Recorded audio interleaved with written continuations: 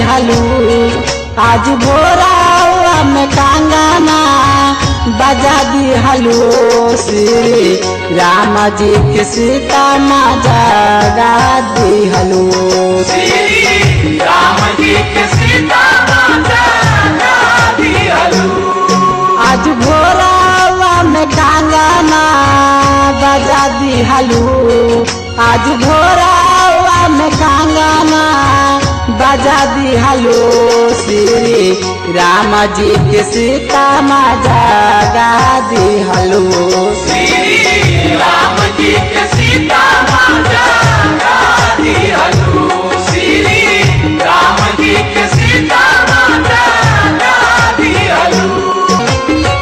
सुबह में भेंट करे आई है देवी देवता। रौर चरनिया में शीशवा झुकई है।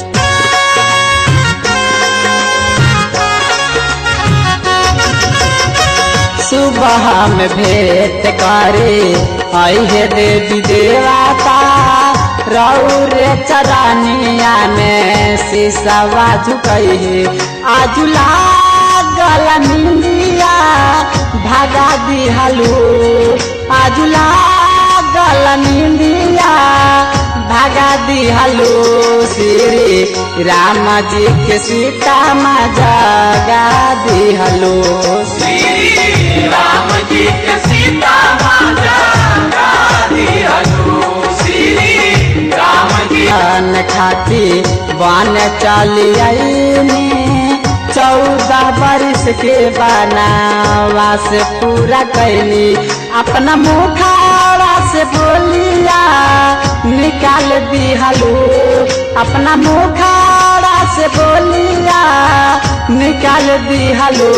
श्री राम जी के सीता ला दिहली। अपना स्वामी जी के संग में सीता चल दिहली। श्री राम जी के सीता माँ जगा दिहली।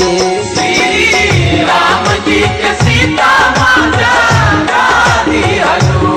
श्री राम जी के सीता माँ जगा दिहलू। आज भोरा में कांगाना बजा दिहलू। आज भोरा में कांगाना बजा दिहलू। श्री राम जी के सीता माँ जगा दिहलू।